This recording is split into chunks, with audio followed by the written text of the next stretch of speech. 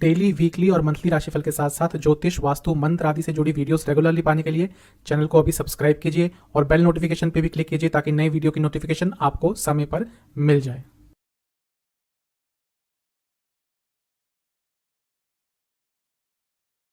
ओम गणेशाय नमः। ओम नमः शिवाय। मैं निखिल ज्योतिष आचार्य आप सभी का मेरे चैनल पर पुनः स्वागत करता हूं। आशा करता हूं आप सभी स्वस्थ होंगे। महादेव की कृपा आप सभी पर सदैव बनी रहे। ये वीडियो वृश्चिक यानी कि स्कॉर्पियो के लिए अत्यंत महत्वपूर्ण वीडियो है, क्योंकि ये वीडियो है वृश्चिक के मार्च 2023 के मासिक राशिफल के बारे में। जो मेरा मासिक राशिफल होता है वो जीवन की प्रमुख चीज़ों को लेकर होता है, जैसे कि general predictions, career, business, love life, married life, income, investment, students और सेहत। और इसके साथ ही वीडियो के अंत में कुछ उपाय भी अवश्य बताता हूँ। कहाँ से देखें राशिफल? जैसा मैं हर बार कह चुका हूँ कि लग्न से और चंद्र राशि से अलग अलग राशिफल नहीं बन सकते, क्योंकि कोई भी राशिफल केवल गोचर की स्थिति पर आधारित होता है। मेरे हिसाब से अगर आपको अपना लग्न पता है तो वहां से ऑब्जर्व करेंगे, बहुत अच्छे रिजल्ट मिलेंगे। जिनको अपना लग्न नहीं पता वो चंद्र राशि से इसको ऑब्जर्व कर सकते हैं। तो शुरुआत करते हैं वृश्चिक के लिए इस महत्वपूर्ण राशिफल का जनरल प्रेडिक्शन के। जनरल प्रेडिक्शन से स्टार्ट करते हैं। सबसे पहले लग्न को ही देखेंगे। लग्न पर मंगल का डायरेक्ट इम्पैक्ट है, क्योंकि मंगल सप्तम में बैठकर सीधा लग्न को देख रहे हैं और लग्न के स्वामी भी मंगल ही हैं। तो ये आपके लिए अच्छा ही प्रभाव देगा, क्योंकि जब भी किसी भी भाव का स्वामी भाव को देखता है तो उसको स्ट्रॉन्ग करता है। 13 मार्च तक मंगल की दृष्टि लग्न पर बनी रहेगी, यानी कि साहस रहेगा, पराक्रम रहेगा, आपके कार्य बनेंगे और पूरे जीवन में एक उत्साह रहेगा। इसके साथ ही बृहस्पति की दृष्टि भी लग्न पर बनी रहेगी पूरे मार्च में ही। और बृहस्पति आपके लिए बहुत शुभ ग्रह है, क्योंकि धन स्थान के स्वामी हैं और पंचम के स्वामी हैं। इसके साथ ही ये जो बृहस्पति हैं ये 12 मार्च तक शुक्र के साथ बैठेंगे। उसके बाद शुक्र आगे चले जाएंगे और बृहस्पति स्वराशि के रहेंगे और शुक्र उच्च के रहेंगे। तो ये मान लीजिए जो 12 से 13 तारीख का समय है, बहुत ही शुभ महत्वपूर्ण ग्रहों का प्रभाव आपके लग्न पर है। अपने रुके हुए कार्यों को पूरा करने के लिए, अपने अटके हुए कार्यों को पूरा करने के लिए, अपने लिए नाम बनाने के लिए, पैसा कमाने के लिए, शोहरत कमाने के लिए जो महीने का शुरुआती भाग है 12-13 तारीख तक का, वो बहुत शुभ है। इसके बाद यानी कि 13 मार्च को बहुत महत्वपूर्ण राशि परिवर्तन होने वाला है, वो है मंगल का।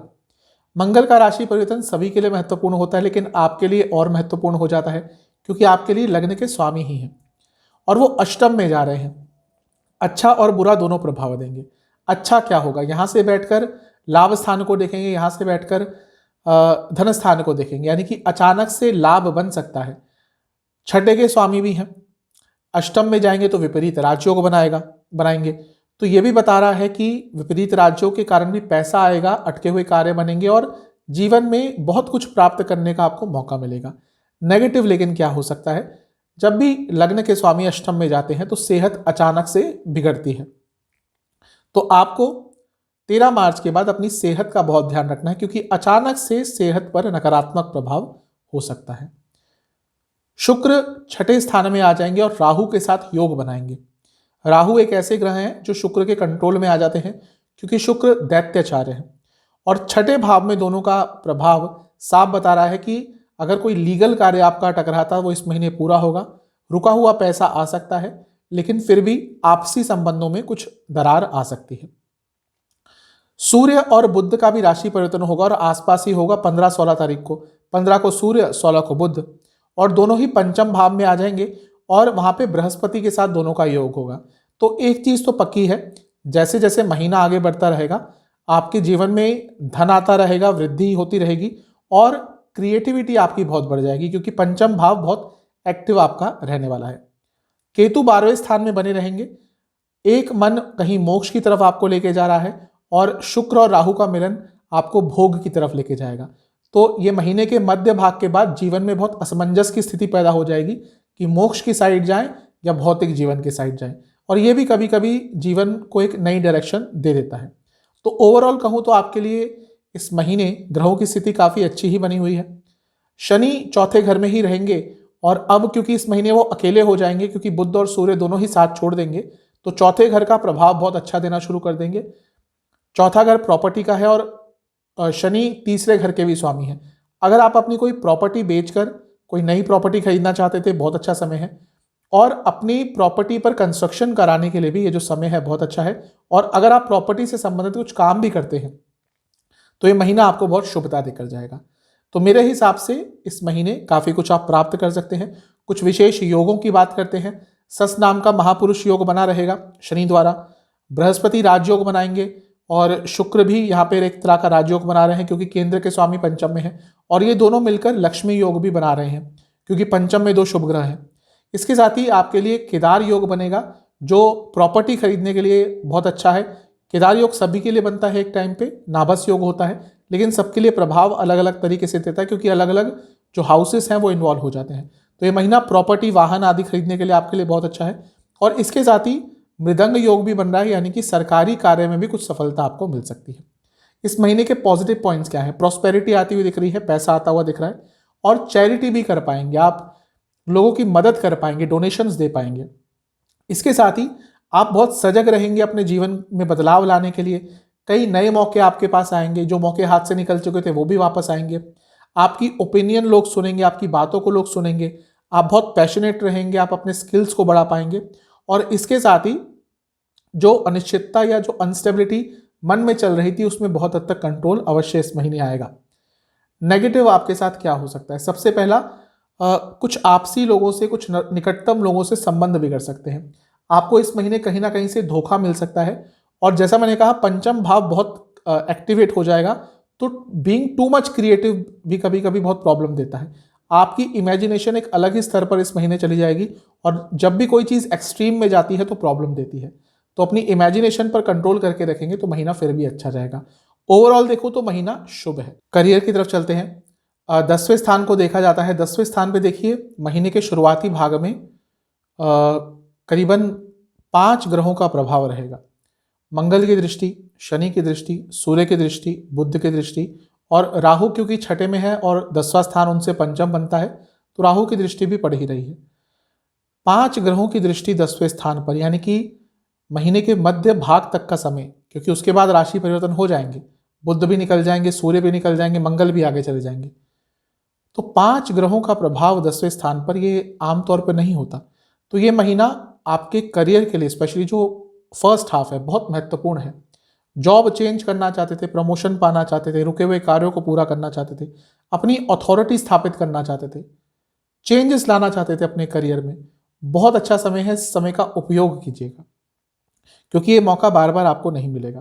क्योंकि लग्न के स्वामी सप्तम में बैठकर देखेंगे 10वें घर को, यानी कि अपना नाम बनाने के लिए, अपनी अथॉरिटी बनाने के लिए, अपनी गुडविल बनाने के लिए कार्य क्षेत्र में ये बहुत अच्छे शुरुआती कुछ दिन होंगे आपके महीने के। 10वें घर के स्वामी सूर्य हैं और वो शनि के साथ रहेंगे, और क्योंकि दोनों मिलकर 10वें घर को देख रहे हैं तो अपॉर्चुनिटीज तो आपको अवश्य मिलेंगी। लेकिन एक बात तय है कि आपका इस महीने अपने बॉसेस से, अपने मैनेजमेंट से बहुत वाद विवाद हो सकता है, और बुध भी है तो कलीग्स के साथ भी हो सकता है, मिसकम्युनिकेशन भी हो सकता है। और ये प्रभाव थोड़ा सा फरवरी में ही आपको देखने को मिल गया होगा, क्योंकि शनि अस्त भी हैं, शनि सूर्य के साथ भी हैं, और ये दोनों मिलकर 10वें घर को देख रहे हैं, यानी कि बॉसेस के साथ प्रॉब्लम आना शुरू हो गई होगी। थोड़ा सा प्रभाव कम होना शुरू हो जाएगा जैसे ही सूर्य का राशि परिवर्तन 15 तारीख को होगा। सूर्य अष्टम में चले जाएंगे 10वें घर से, लग्न से पंचम, 10वें से अष्टम, और वहां पे बृहस्पति का साथ मिलेगा, और बुध भी अगले दिन आ जाएंगे। तो ये महीना खासकर उन लोगों के लिए बहुत अच्छा है जो जॉब चेंज करने के बारे में सोच रहे थे। आपको इस महीने कोई बहुत ही अच्छी अपॉर्चुनिटी जॉब चेंज करने के लिए मिल सकती है। एक और बहुत महत्वपूर्ण चीज हो रही है, वो ये है कि शुक्र के साथ राहु का योग हो रहा है। शुक्र 12वें घर के स्वामी हैं, राहु छठे घर में बैठे हैं, और योग भी छठे घर में होगा। 2, 6, 10 ये अर्थ त्रिकोण होते हैं। राहु बाहर के कारक है, शुक्र भी फॉरेन के आपके लिए कारक बन गए क्योंकि 12वें घर के स्वामी हैं। वह लोग जो विदेश में जॉब ढूंढ रहे थे, इस महीने में शुक्र के राशि परिवर्तन के आसपास या उसके बाद में आपको कोई बहुत अच्छी अपॉर्चुनिटी मिल सकती है। तो ओवरऑल कहूं तो ये महीना करियर के एस्पेक्ट से तो बहुत अच्छा दिख रहा है। पॉजिटिव इस महीने क्या क्या हो सकते हैं? आप किसी भी चीज़ को बहुत अच्छी तरह से हैंडल कर लेंगे, कोई भी आपको डिस्ट्रप्शन तंग नहीं करेगी, आपका कंसंट्रेशन अच्छा रहेगा, कॉन्फिडेंस बहुत अच्छा रहेगा, आप कुछ बड़े निर्णय भी ले सकते हैं, स्पेशली अगर किसी बड़ी पोस्ट पे काम करते हैं। अपने करियर में कुछ नया करने के लिए भी ये महीना बहुत अच्छा है। इसके साथ ही आप अपने करियर पे बहुत ही अच्छी तरह से इस महीने फोकस कर पाएंगे और नए नए आइडियाज़ आपको आएंगे अपने करियर में आगे बढ़ने के लिए और करियर में अपना नाम बनाने के लिए। नेगेटिव पॉइंट्स, उन चीज़ों में अपना हाथ डालना जिसके बारे में आपके पास स्किल्स नहीं है, ये नेगेटिव हो सकता है। कुछ उल्टे सीधे शब्दों का उपयोग, अनप्रोफेशनल शब्दों का उपयोग कार्य क्षेत्र में इस महीने बहुत महंगा पड़ सकता है।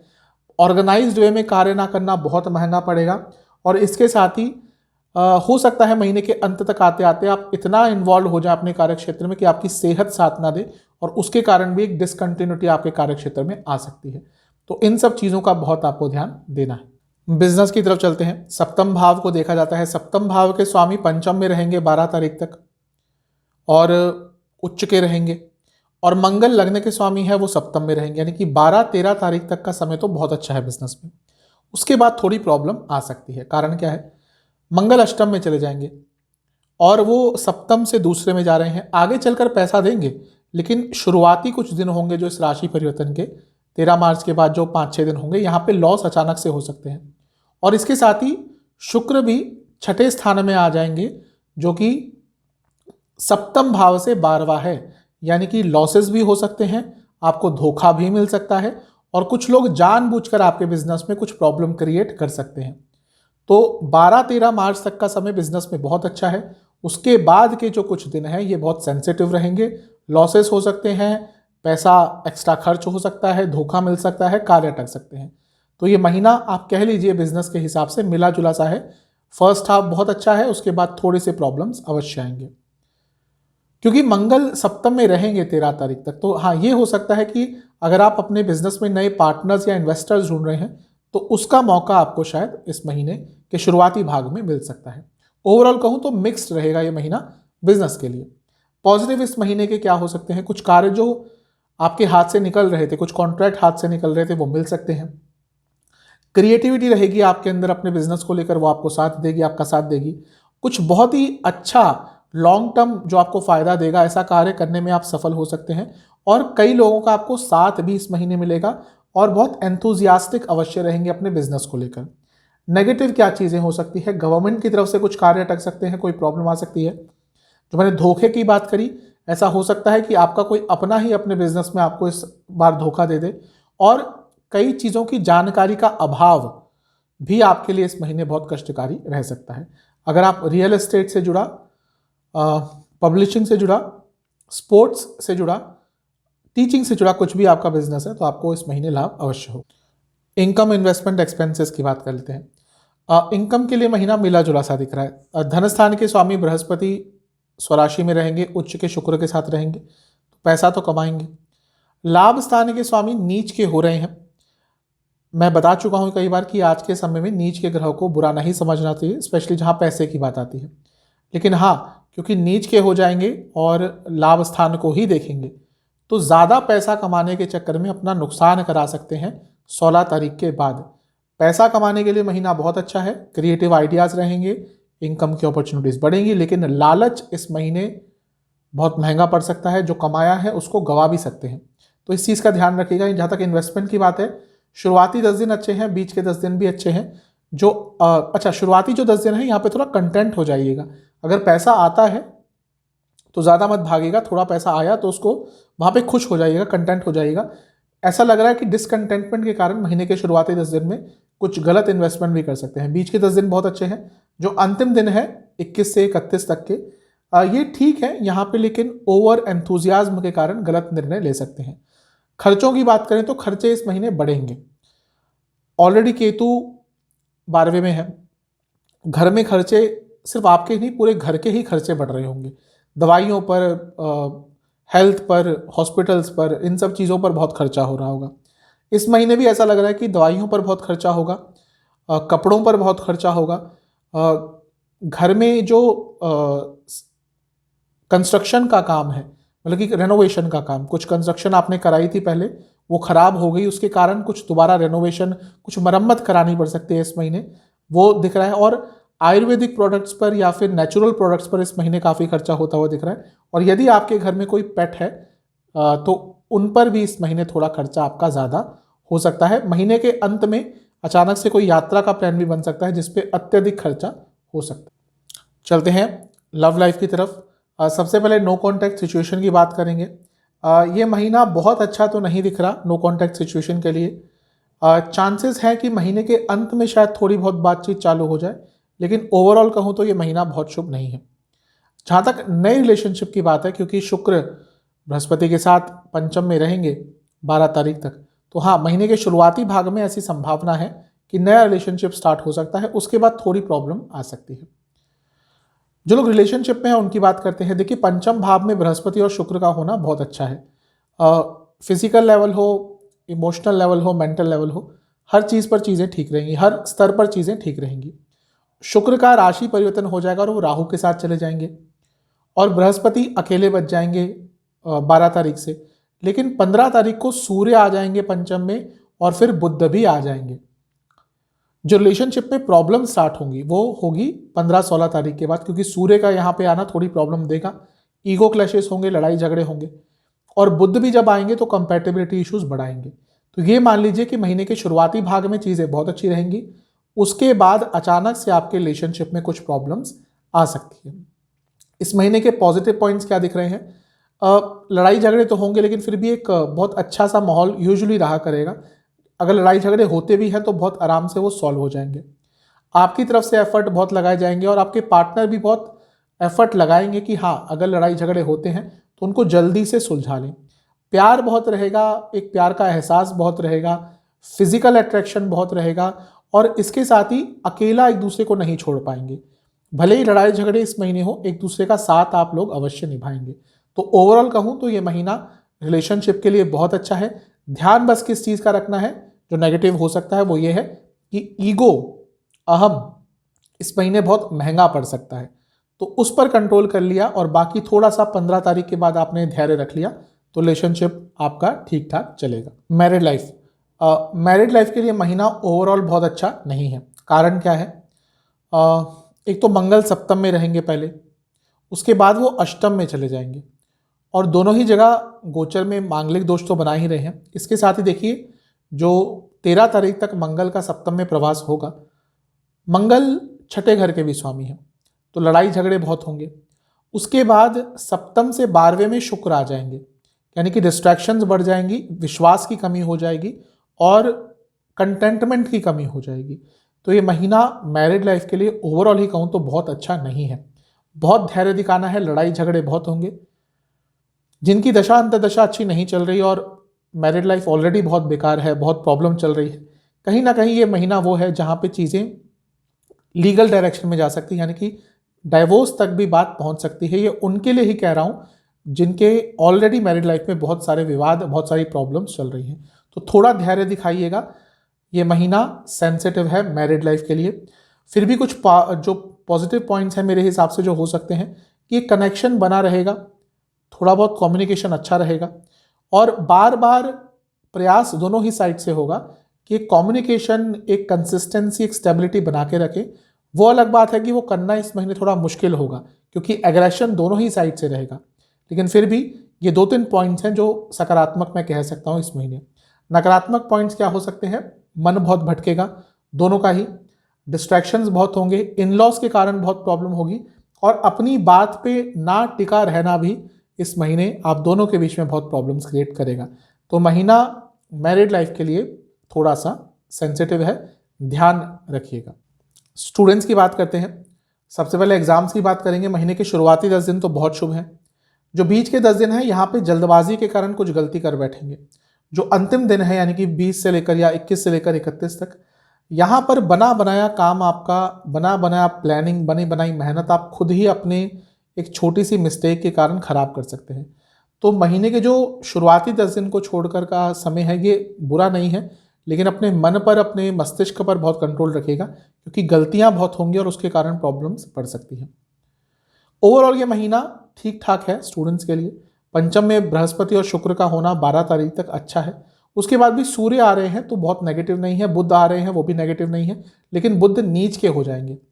पैसे के लिए नीच के बुध बहुत अच्छे होते हैं, लेकिन स्टूडेंट्स के लिए, क्योंकि स्टडी के कारक हैं बुध, तो स्टूडेंट्स के लिए जब बुध नीच के होते हैं तो डिस्ट्रैक्शंस बढ़ती हैं। और वही मैंने कहा था कि महीने के शुरुआती 10 दिनों को छोड़कर डिस्ट्रैक्शंस बहुत रहेंगी। तो इस महीने अपने डिस्ट्रैक्शंस पर कंट्रोल कीजिएगा, तभी कुछ अच्छा कर पाएंगे। महीना स्टूडेंट्स के लिए कहिए तो मिला जुला सा ही दिख रहा है, नेगेटिव नहीं है। अगर मन पर कंट्रोल कर लिया, चित्त पर कंट्रोल कर लिया, महीना अच्छा रहे। सेहत की बात करते हैं।